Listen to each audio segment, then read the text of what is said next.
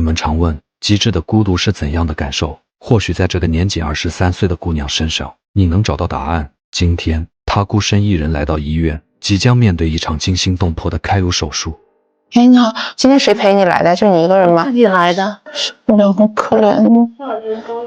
我自己住院手术真的是孤独排行第一了。看着负责剃头的医生走近，他紧张地在病房内来回踱步，尽管内心有1万个不情愿，但命运并未给他留任何退路，他只能怀着忐忑的心情，将那头心爱的长发最后一次扎起。随着理发师的手起刀落，女孩不得不与她最珍视的长发告别。当人群散去，房间重归寂静，她才敢躲进被窝，哭得泣不成声。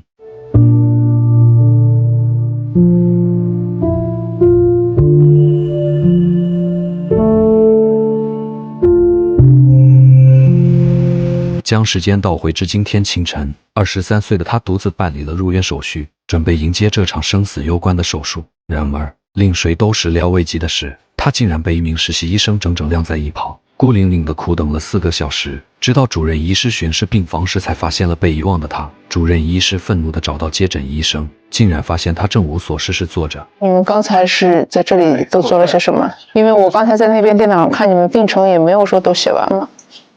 2点钟到现在了，病人没收，现在还没有看过，什么情况也还不知道是吗？说实在话，你们一人今天接1个病人，很轻的工作量了。我们忙起来一下午来5、6个病人，就1个人挡住，效率提高点啊！因为我路过来，我看到病人已经坐在那里等了，那你还在等什么呢？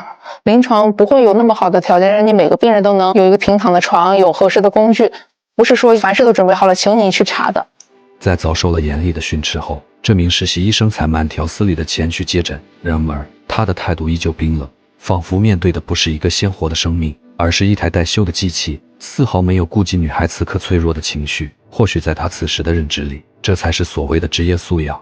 然后现在平时做什么工作？教师。教师啊。然后现在结婚了吗？没有。未婚啊。自己平时都没有什么不舒服的是吧？现在没有。行。计划的话，明天手术嘛，到时候的话不要吃东西。他要剃头发吗？对，是的。面对女孩随后提出的一系列问题，他甚至没有意识到自己的言语有多么生硬和伤人，以至于在他的导师眼中，这种表现简直是不合格的典型。在家里有病人去手术去了吗？现在还没去。还没去对吧？对。你觉得在这个之间谈话当中，你透过他的表情啊，有些什么不一样的地方吗？就是病人对于手术本身来说还是比较有一定的恐惧。年轻23岁女性，她是什么职业？老师，为人师表，要站在讲台上面，在下面的学生会盯着她，所以对她的外貌她会非常看重。第2方面，去手术没有旁边一个亲人在，对这样子一个背景下面的病人来讲，我们是否更应该设身处地的多考虑一点他的感受，他的一些诉求。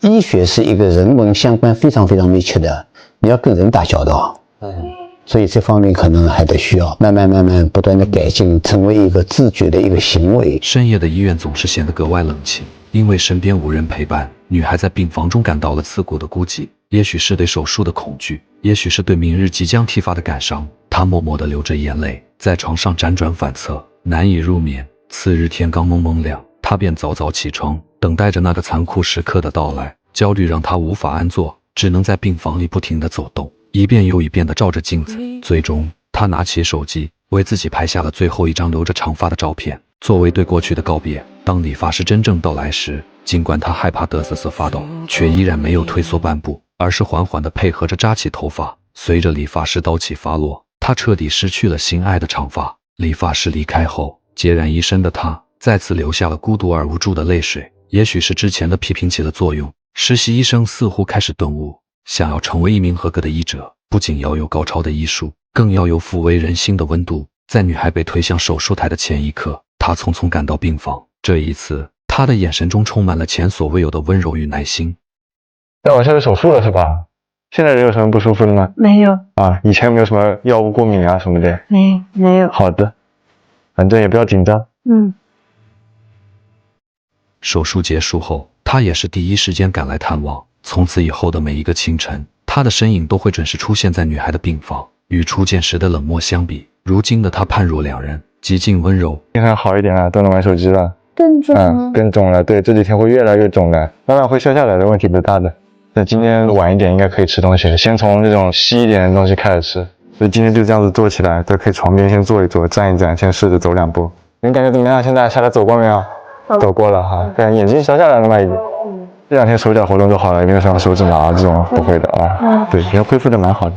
或许正是因为这种巨大的转变，让女孩在冰冷的医院里感受到了一丝暖意，以至于在出院的这一天，女孩等了又等，期盼着能见他最后一面。然而，所有人都不知道的是，此时的张医生正为另一台手术做着准备。当他终于走下手术台，匆匆赶到病房时，映入眼帘的只剩下一张冰冷的空床。命运弄人，他们就这样永远的错过了。我们尝试孤独为洪水猛兽，却未曾想过，他有时竟也是淬炼灵魂的荣物。在这个故事里，女孩独自面对生死的坚韧让我们动容，而那名实习医生的蜕变则更像是一记温柔的警钟。